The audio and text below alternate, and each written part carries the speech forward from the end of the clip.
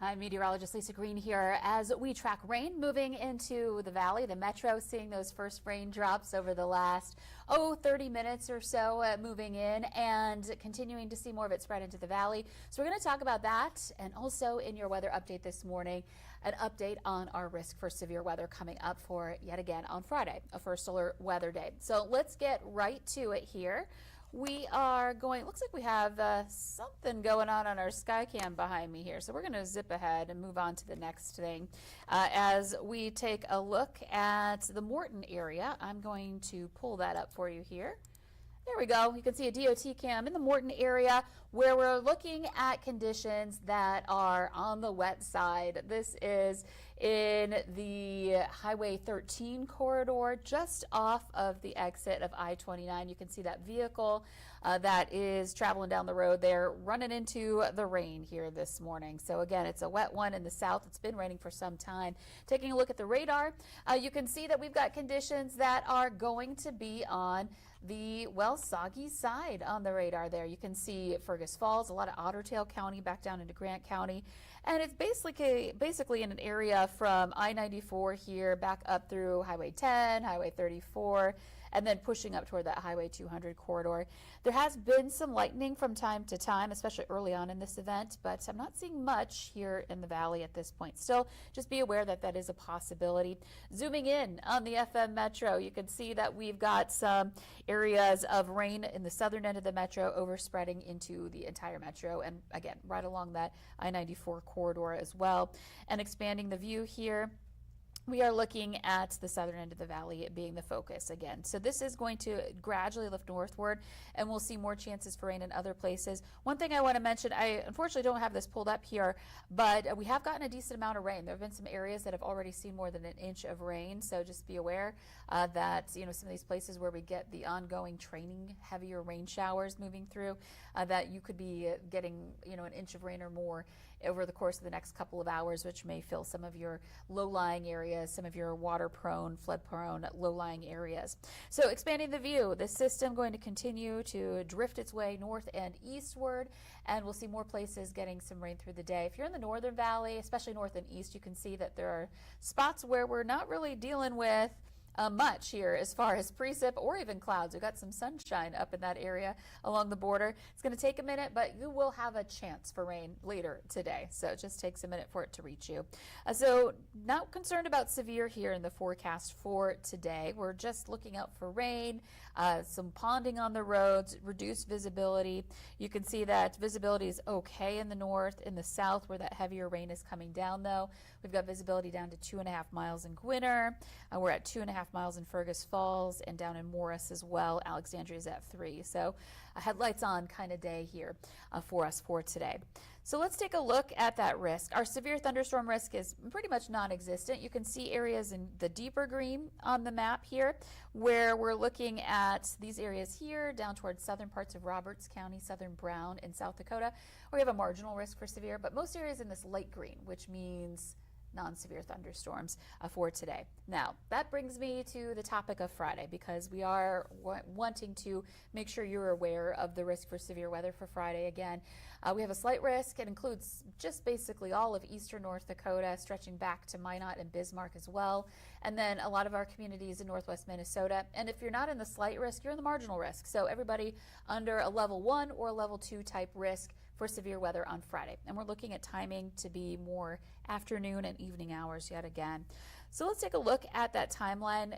It's basically a day to day, midway through the week. We've been talking about this all week, the ramp up of more active weather going on. So Monday, Tuesday, we had such a nice breather on Monday, Tuesday to really clean up from, of course, the severe weather we had last Friday, and just to kind of take a moment before we get ready for the next round. So we're seeing that ramp up now. You can see the raindrops behind me on our sky cam here in Fargo. And so we're going to go back to our graphics here and show you that through the rest of the day today, we'll be watching this rain moving north and east. By the time we get into 10 o'clock tonight, a lot of it's starting to taper off, but there's still that potential for some showers out there. And then into Thursday, that's our day where we have the least chance for rain in the next 3. But it's still a possibility. You can see some showers there, more mostly cloudy skies going on Thursday. Heading into Thursday night and into Friday, we get into a bit of a break. And then Friday morning, you can see we've got some sunny skies. And in addition to that, we're going to see the potential for some storms, perhaps popping up in the afternoon hours. Those chances will be more likely into the evening, but you can see some storms popping in the afternoon potentially. And then carrying on into the evening hours. This is a new model run. It's focusing a lot of the threat in the more southern part of the valley, southeastern North Dakota. Unfortunately, I know that's the same area that got hit pretty hard on Friday night. I know more places did too, but that was the area where we had the tornadoes. And then on top of that, the straight line winds as well.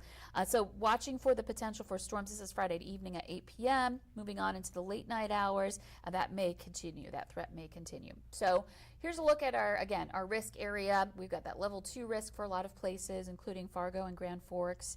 And then, over time, as these storms migrate eastward and overnight, losing some of that energy, that daytime driven heat. So they may weaken a little bit as they move eastward. That's why our risk is a little lower in the east, but still the possibility is there. And, again, still a couple of days away. So we could see some things change here as far as the greatest risk area, depending on how the atmosphere sets up. So as we take a look at our impacts, the main focus is hail and wind with this. We're talking about large hail, 1.5 inches in diameter. That's around golf ball size hail, high winds in that 70-mile-per-hour range. So a chance for that.